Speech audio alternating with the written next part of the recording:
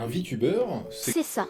Un avatar virtuel en 2D ou en 3D animé en temps réel avec un logiciel de face tracking, qui peut être une personne, un animal ou même pourquoi pas un objet. Il y en a des très différents qu'il est possible de faire à l'image de votre style graphique. Que vous soyez dans le minimalisme ou dans le détail, on peut vraiment tout faire à partir du moment où on maîtrise les logiciels nécessaires, et ça tombe bien puisque c'est exactement ce dont on va parler dans cette vidéo, en tout cas pour la 2D parce que la 3D je sais pas faire. En ce qui concerne ma voix, vous l'aurez peut-être remarqué, mais pour info j'utilise un logiciel d'intelligence artificielle et si ça vous intéresse, je vous en ferai une vidéo, dites-le moi dans les commentaires si ça vous intéresse et abonnez-vous pour ne rien manquer. Il faut voir cette vidéo comme une explication globale des choses à absolument connaître avant de se lancer, afin de commettre le moins d'erreurs possible. Pour ce qui est des tutoriels d'animation, je vous mettrai des liens de vidéos en description pour chaque élément de votre modèle. Et on est parti! Pour commencer, il vous faut un modèle de VTuber au préalable dessiné dans un fichier Clip Studio Paint ou Krita par exemple, et qui se doit d'être séparé dans des dossiers de calque. Exemple, le dossier tête qui contient un dossier de calque pour chaque élément, les cheveux, la bouche, le nez, l'œil gauche, l'œil droit, le sourcil gauche et le sourcil droit. En partant du principe que le côté gauche de votre illustration sera en réalité le côté droit et que le côté droit sera le côté gauche.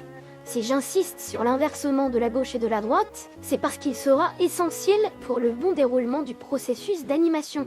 D'ailleurs, je vous conseille de renommer chaque élément de gauche ou de droite en inversant, vous l'aurez compris, et surtout sans mettre d'espace, sinon le logiciel d'animation va bugger. Exemple, œil underscore R pour l'œil gauche de votre dessin et œil underscore L pour l'œil droit. Une fois votre illustration correctement segmentée, il vous faut l'exporter au format PSD, autrement dit un format Photoshop. Vous allez maintenant télécharger Live 2D Cubisme. Le lien est dans la description, juste en dessous du bouton s'abonner. C'est le logiciel qui en gros va vous permettre de créer les ficelles de votre marionnette pour faire le lien avec le logiciel de tracking. Maintenant qu'il est installé, vous allez pouvoir importer votre modèle au format PSD, je le rappelle, et commencer votre animation. Dans les grandes lignes, ici on a les outils et les déformeurs qui permettent d'ajouter un maillage à vos objets. Le maillage va permettre de modifier le dessin, ou en tout cas l'élément de dessin que vous avez sélectionné, pour lui ajouter une perspective ou un mouvement en fonction de si il se trouve à gauche, à droite, en haut ou en bas. Et tout ceci se fera grâce à ce qu'on appelle des art mesh.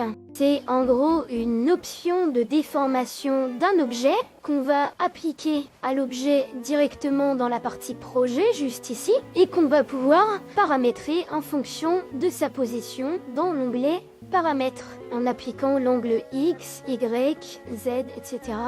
Ces déformations, on y a accès directement si on le souhaite, dans la partie déformeur. Une fois que vous avez réalisé toutes les animations de chaque élément, vous pouvez, grâce au modeling, affiner certains mouvements, notamment les yeux ou les cheveux, pour que ce soit plus fluide.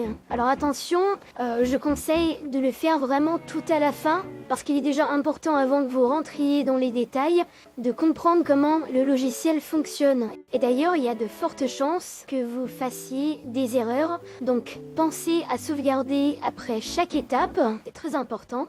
Et la partie modeling est aussi là pour que vous puissiez vérifier avant l'exportation finale de votre modèle que tout fonctionne correctement, que les yeux sont bien au bon endroit, qu'ils fonctionnent et que lorsque vous tournez la tête, ils aillent bien aux endroits où la tête se déplace et pas aller à droite alors qu'il devrait aller à gauche, etc.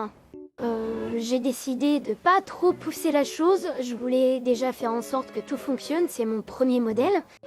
Et pour le bien de cette vidéo, je tenais surtout à faire en sorte que ça roule à peu près correctement. Et pour vous présenter la manière globale de comment est construit un VTuber. Voilà, pour le détail, je vous invite à bien visionner les vidéos que je vous mettrai dans la description. Et une fois que les étapes sont rondement menées, comme on dit, il va falloir faire un alpha de votre modèle qui en gros consiste à dire au logiciel de tracking, voici tous mes éléments, ensemble ils donnent ça, séparé ils donnent ça. Et c'est la partie séparée qui va intéresser le logiciel de tracking, qui va assigner l'œil gauche à votre œil gauche, etc. Si vous rencontrez des problèmes au cours de votre processus, n'hésitez pas à m'en faire part dans les commentaires de cette vidéo. J'essaierai d'y répondre le plus vite possible avec les connaissances qui sont les miennes, bien sûr.